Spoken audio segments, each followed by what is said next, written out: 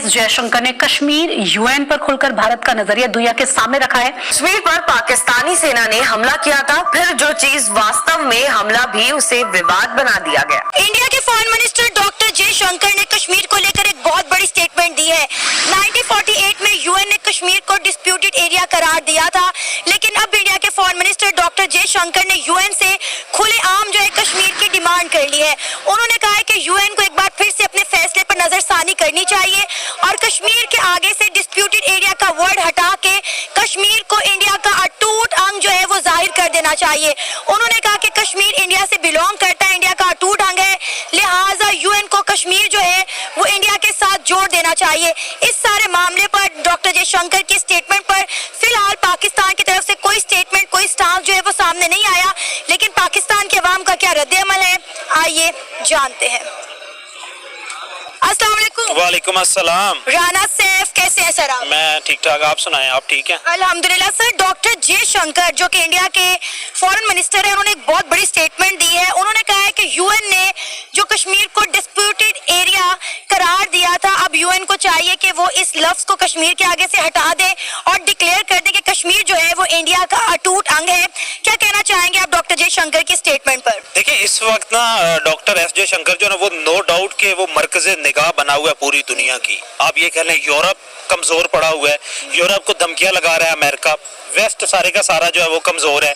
आपके पास खलीजी ममालिक जो है वो सारे के सारे ऑलरेडी आप ये कह लें कि अमेरिकन सुप्रीमेसी में आए हुए उसके अंडर है।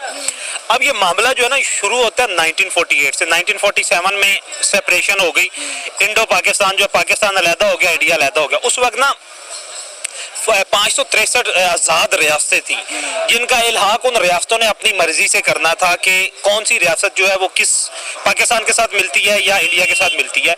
सिर्फ 13 रियासतें ऐसी रह गई थी, 13 ने पाकिस्तान के साथ इल्हाक किया और बाकी रिमेनिंग जो थी आपके पास ये कह लें कि तकरीबन 549 जो थी उन्होंने इंडिया के साथ, क्योंकि इंडिया कुछ आप ये कह लें कि मैक्सिमम जो थी और वैसे इंडिया के साथ चली गई जो कि हिंदू अक्सरियती इलाका था। जो इलाके थे जो रिमेनिंग थी हैदराबाद, दक्कन, और उस पर इंडिया ने फौज अपनी डाली और फौज से कब्जा कर लिया। रह गया सबसे इंपॉर्टेंट, और एक उस वक्त बलोचिस्तान था जो आप हमारा बलोचिस्तान की इशू ना कि बलोचिस्तान के साथ कोई जमीनी राब्ता नहीं था हिंदुस्तान के उस वक्त एरिया का, तो उसने इस पे ना फोकस नहीं किया। और उस वक्त बलोचिस्तान में लगता भी ये था कि ये तो सहरा है और कुछ बंजर जमीन है, यहाँ पे कुछ नहीं है। सबसे इंपॉर्टेंट सोने की चिड़िया थी कश्मीर का इलाका जो है। अब कश्मीर का जो महाराजा था वो हिंदू था और कश्मीर की आप ये कह लें कि उस वक्त 93% पॉपुलेशन जी थी वो मुस्लिम थी। हिंदू महाराजा जो है उसने उसको आप ये कह लें जवाहरलाल नेहरू ने ब्लैकमेल करके, और उस वक्त क्योंकि जब ये पार्टीशन हो गई तो जो आप पठान थे उन्होंने रिवोल्ट कर दिया। जो पॉपुलेशन थी आज़ाद कश्मीर की और जम्मू कश्मीर की, उन्होंने उसके खिलाफ उससे पहले ही 1940 से वो तहरीक शुरू हो गई थी। सेपरेशन मूवमेंट जो है वो महाराजा के खिलाफ शुरू हो गई थी कि हमने महाराजा के तसल्लुत से आज़ाद करवाना है। अब जब आपने सेपरेशन हो गई उसके बाद पाकिस्तान ने आज़ाद कश्मीर को सपोर्ट करना शुरू कर, आप ये कह लें कि उस वक्त कश्मीर था, कश्मीर को सपोर्ट करना शुरू कर दिया।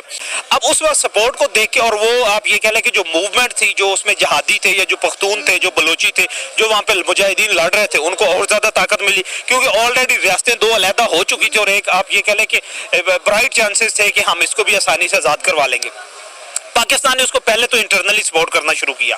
फिर पाकिस्तान ने जब महाराजा हरी सिंह ने सपोर्ट मांगी इंडिया से कि इंडिया मुझे सपोर्ट करे कि मैं ये जो फ्रीडम फाइटर है इनको काउंटर करूं, पाकिस्तान ने भी इमदाद देना शुरू कर दी। अब पाकिस्तान की मिलिट्री जो पाकिस्तान के हिस्से में उस वक्त टूटी फूटी आई थी वो, और पख्तून और जो कश्मीरी मुजाहिदीन थे जो अब भी मुजाहिदीन एक लंबे अरसे से चल रहे हैं, उन्होंने मिलकर जो है वो शुरू कर दिया।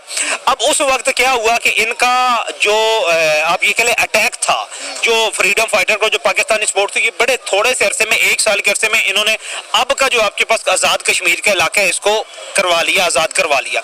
अब महाराजा को लगा कि जिस तेजी से फोर्सेस आगे बढ़ रही है ना, सारे का सारा कश्मीर मेरे से चला जाएगा। उन्होंने कहा भारत को कि आप मुझे और मजीद इमदाद दें। अच्छा। भारत ने ये कहा, उसने कहा कि आप हमारे साथ एक लेटर ऑफ एनेक्सेशन वो हमारे साथ साइन करें कि आपने कश्मीर का हमारे साथ इलाका कर दिया, जो कि होगा टेम्परेरी, हम आपके कश्मीर को आज़ाद ही डिक्लेयर करेंगे। आपके पास ही रहेगा, लेकिन हमें एक जवाब मिल जाएगा कि हम लोग जो है वो हमला कर देंगे कश्मीर पे, और हमारी फोर्सेज जो है एयरफोर्स भी इस्तेमाल करेंगे, जमीनी आप जो है आप ये कह लें कि मिलिट्री को इस्तेमाल करके हम आपकी मदद करेंगे।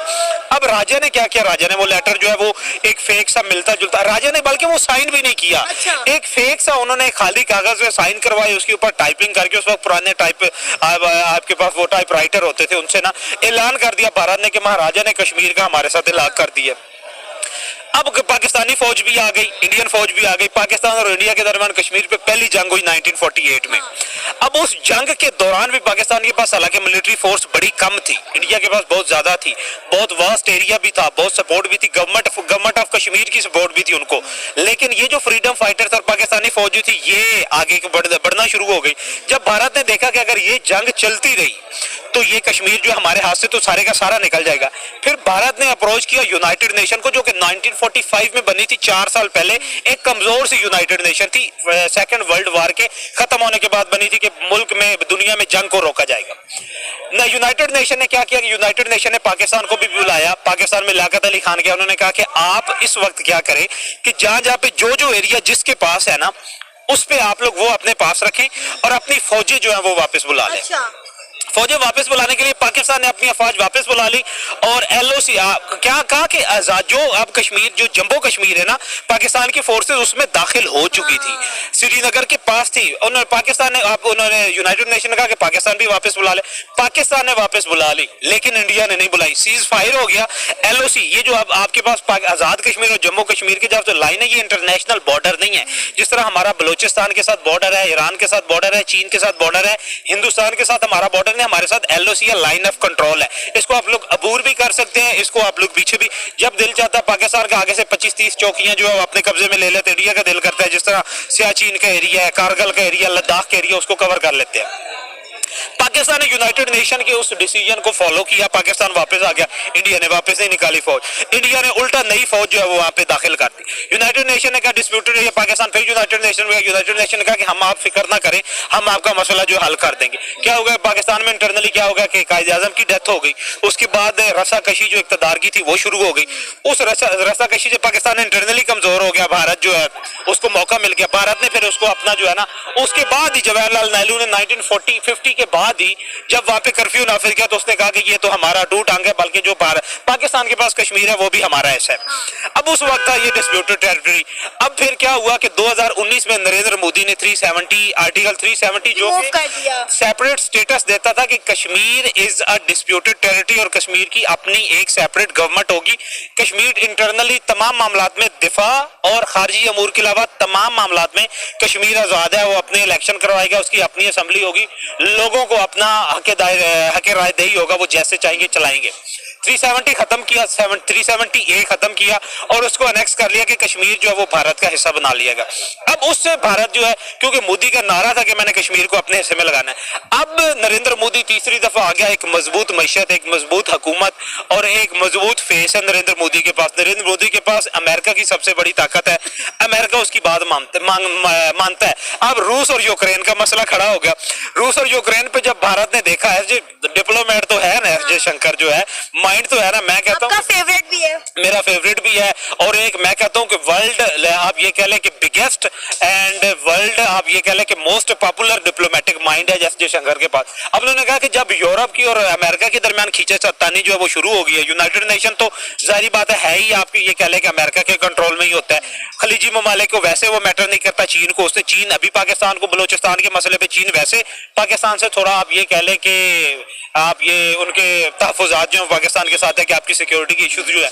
अब उसने ये कहा कि आपने डायरेक्टली यूनाइटेड नेशन को चैलेंज कर दिया। अब ये कह लें कि एक डिप्लोमेटिक, एक फॉरेन एक्सटर्नल अफेयर का मिनिस्टर एक रियासत का इतना मजबूत हो चुका है कि उसने direct United nation United nation आपको पता है कि 190 कंट्रीज है यूनाइटेड नेशन में जिनकी रिप्रेजेंटेशन है और 6 ऑब्जर्विंग स्टेट्स है वहां पे। देखिए मैंने तो जब सुषमा स्वराज को इन्होंने रिप्लेस किया था, मैंने कहा था कि अब इंडिया के पास जो है ना वो एक डिप्लोमेटिक माइंड आया है और ये कोई ना कोई ब्लंडर करेंगे। ब्लंडर क्या, कोई ना कोई आप ये कह लें कि धमाका करेंगे। धमाका उन्होंने कश्मीर वाला किया।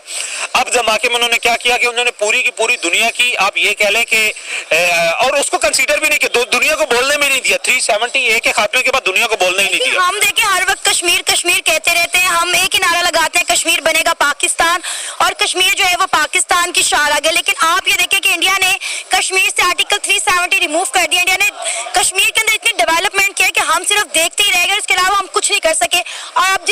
डॉक्टर जयशंकर ने यूएन को ये कहा है, मैं कहती हूँ कि वो कुछ भी कर सकते हैं। कोई आप ये देखें ना कि जितना बजट रियासत हिंदुस्तान कश्मीर को दे रही है, इतने आपके पाकिस्तान का टोटल बजट है जो आप पास करते हैं। जो उसने डेवलपमेंट बजट वहां पे दिया हुआ है, जो हुकूमत है, जो आप ये कह लें कि कश्मीरी आवाम की राय आम है, उसको भी आपने आप ये कह लें कि फेवर में इसकी भारतीय जनता पार्टी की हुकूमत जो उन्होंने भी कर लिया। अब जो वहां पे कश्मीर में सरकार है वो भी आप ये कह लें कि भारतीय जनता पार्टी की हमायती है, या आप ये कह लें गठबंधन सरकार है जिसे आप लोग हिंदुस्तान में कहते हैं, उसमें भी स्टेक है आपके पास भारतीय जनता पार्टी का।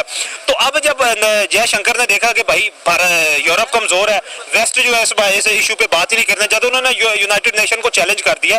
अब वो लॉबिंग ये कर रहे हैं कि किसी तरीके यूनाइटेड नेशन में से ये ऑर्डर पास करवाएं कि Kashmir is not the disputed territory, it is considered to be the partial part of Hindustan. आपको लगता है कि इतनी आसानी से यूएन और पाकिस्तान डॉक्टर जयशंकर की या इंडिया की इस बात को मान लेंगे?